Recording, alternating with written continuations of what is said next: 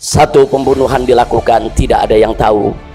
Dua, pembunuhan dilakukan terbuka, tapi kemudian korbannya yang difitnah. Terjadi lagi pembunuhan sekian, dipikir Allah tidur. Akhirnya pada saatnya Allah ungkap pembunuhan yang terjadi saat itu, dan Allah ungkap juga pembunuhan-pembunuhan yang sebelumnya, ya kawan. Allah akan ungkapkan. Episode ini belum selesai, ya kawan. Nah, ini akan terus satu persatu Allah akan ungkapkan. Kenapa? Karena Allah tidak akan diam dengan kezaliman, ya kawan. Nah, bagian ini nggak dianalisis oleh kekuasaan, sehingga kekuasaan menganggap bahwa segala sesuatu bisa di-bypass dengan kekerasan. Mulai dari penurunan baliho, jadi semua standar operasi negara demokrasi itu, SOP demokrasi, tidak dilakukan oleh kekuasaan. Nah, karena ketiadaan tuntunan SOP demokrasi itu, maka aparat juga bisa sesuka-sukanya lakukan aktivitas di luar pakem. Begitu terjadi ekses, maka dengan gampang dikatakan ya itu karena ada perlawanan segala macam. Walaupun kita masih tunggu pembuktian apa benar ada perlawanan atau macam-macam. Tapi setting makronya adalah krisis kemampuan kekuasaan untuk mengutuhkan bangsa ini. Itu bahayanya tuh. Jika ada bukti perencanaan dalam pembunuhan tersebut, maka dia diancam dengan pidana mati seumur hidup atau tadi paling lama 20 tahun penjara. Namun jika tidak ada bukti perencanaan, maka dia akan dikenakan tadi hanya pembunuhan biasa, yaitu ancaman paling lama 15 tahun. Karena ini juga pelakunya seorang aparat penegak hukum, itu nanti bisa diperberat, Mas. Ada tambahan tersendiri. Iya. Misalnya saya kira sampai sepertiga atau berapa. Jadi ada tambahan kalau pelaku kejahatan adalah penegak hukum itu sendiri. Kan tetap yang jadi korban itu kan warga negara. Pelakunya adalah aparat negara tuh. Oh, nanti akan dibuktikan terbalik misalnya atau ada variabel lain. Oke, itu urusan hukumnya. Tapi urusan HAM-nya itu harus didahulukan karena sudah masuk ke fora internasional dan publik internasional tidak bisa diyakinkan bahwa ini adalah soal perlawanan. Begitu ada korban sipil dan korban itu bahkan 6 orang itu berita besar itu. Lalu orang kaitkan dengan FPI, maka timbul asosiasi bahwa ini adalah political killing, pembunuhan politik misalnya, atau bahkan extrajudicial killing karena soal-soal persaingan politik.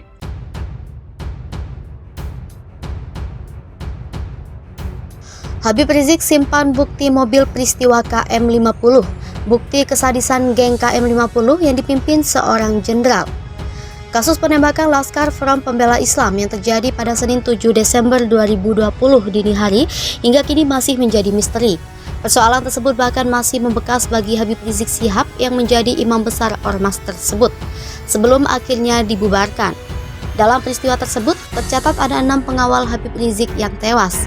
Sejumlah kejanggalan sebelum peristiwa yang dikategori unlawful killing tersebut masih terus dipertanyakan lantaran beberapa aparat yang diduga melakukan penembakan divonis bebas. Terbaru, Habib Rizik membeberkan pihaknya telah mendapatkan mobil yang digunakan pengawalnya saat peristiwa tersebut. Ia mengemukakan saat ini mobil tersebut disimpan pihaknya sebagai bukti yang nantinya bisa digunakan untuk proses keadilan. Rizik kemudian menyinggung 2 pelaku unlawful killing yang difonisi bebas.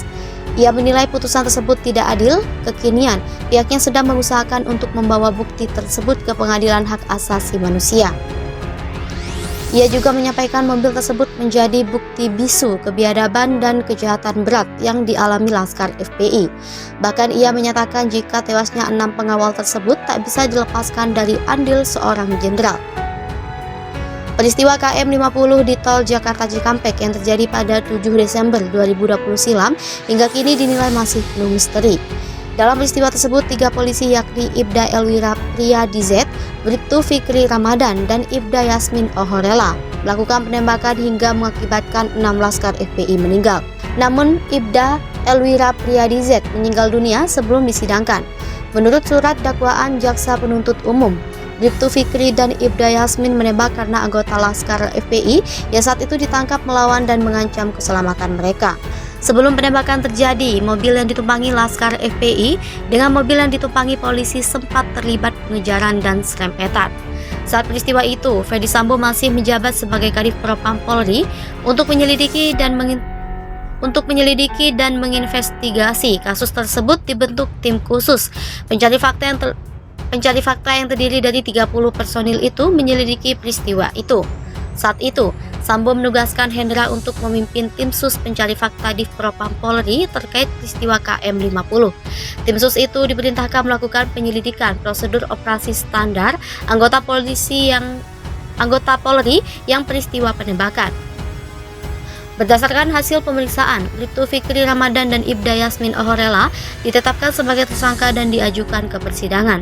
Dari hasil putusan sidang, kedua polisi itu didakwa melakukan tindak pidana sebagaimana diatur dalam pasal 338 KUHP, Jo pasal 55 ayat 1 ke 1 KUHP, subsidiar pasal 351 ayat 3 KUHP, Jo pasal 55 ayat 1 ke 1 KUHP. Keduanya terbukti bersalah karena telah melakukan penganiayaan hingga membuat orang meninggal dunia. Namun, keduanya tidak dijatuhi hukuman karena alasan pembenaran karena perbuatan terdakwa dinilai sebagai tindakan pembelaan. Aturan tersebut tertuang dalam pasal 49 ayat 1 KUHP. Berdasarkan hal tersebut, hakim memutuskan melepaskan terdakwa. Putusan ini lebih ringan daripada tuntutan jaksa penuntut umum yang ingin keduanya dihukum dengan pidana 6 tahun penjara.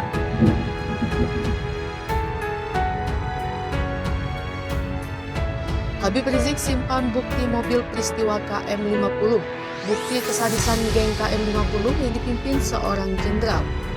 Kasus penembakan Laskar Front Pembela Islam yang terjadi pada Senin 7 Desember 2020 dini hari hingga kini masih menjadi misteri. Persoalan tersebut bahkan masih membekas bagi Habib Rizik Syihab yang menjadi imam besar ormas tersebut sebelum akhirnya dibubarkan. Dalam peristiwa tersebut tercatat ada 6 pengawal Habib Rizik yang tewas. Sejumlah kejanggalan sebelum peristiwa yang dikategori unlawful killing tersebut masih terus dipertanyakan lantaran beberapa aparat yang diduga melakukan penembakan divonis bebas. Terbaru, Habib Rizik membeberkan pihaknya telah mendapatkan mobil yang digunakan pengawalnya saat peristiwa tersebut. Ia mengemukakan saat ini mobil tersebut disimpan pihaknya sebagai bukti yang nantinya bisa digunakan untuk proses keadilan. Rizik kemudian menyinggung 2 pelaku unlawful killing yang divonis bebas. Ia menilai putusan tersebut tidak adil. Kekinian, pihaknya sedang mengusahakan untuk membawa bukti tersebut ke Pengadilan Hak Asasi Manusia. Ia juga menyampaikan mobil tersebut menjadi bukti bisu kebiadaban dan kejahatan berat yang dialami Laskar FPI. Bahkan ia menyatakan jika tewasnya 6 pengawal tersebut tak bisa dilepaskan dari andil seorang jenderal. Peristiwa KM50 di tol Jakarta Cikampek yang terjadi pada 7 Desember 2020 silam hingga kini dinilai masih misteri. Dalam peristiwa tersut, 3 polisi yakni Ibda Elwira Priyadi Z, Bribtu Fikri Ramadan, dan Ibda Yasmin Ohorela melakukan penembakan hingga mengakibatkan 16 Laskar FPI meninggal. Namun Ibda Elwira Priyadi Z meninggal dunia sebelum disidangkan. Menurut surat dakwaan jaksa penuntut umum, Bribtu Fikri dan Ibda Yasmin menembak karena anggota Laskar FPI yang saat itu ditangkap melawan dan mengancam keselamatan mereka. Sebelum penembakan terjadi, mobil yang ditumpangi Laskar FPI dengan mobil yang ditumpangi polisi sempat terlibat pengejaran dan serempetan. Saat peristiwa itu, Ferdi Sambo masih menjabat sebagai Kadif Propam Polri untuk menyelidiki dan menginvestigasi kasus tersebut. Dibentuk tim khusus mencari fakta yang terdiri dari 30 personil itu menyelidiki peristiwa itu. Saat itu, Sambo menugaskan Hendra untuk memimpin tim sus pencari fakta di Propam Polri terkait peristiwa KM50. Tim sus itu diperintahkan melakukan penyelidikan prosedur operasi standar anggota Polri yang peristiwa penembakan. Berdasarkan hasil pemeriksaan, Bribtu Fikri Ramadan dan Ibda Yasmin Ohorela ditetapkan sebagai tersangka dan diajukan ke persidangan.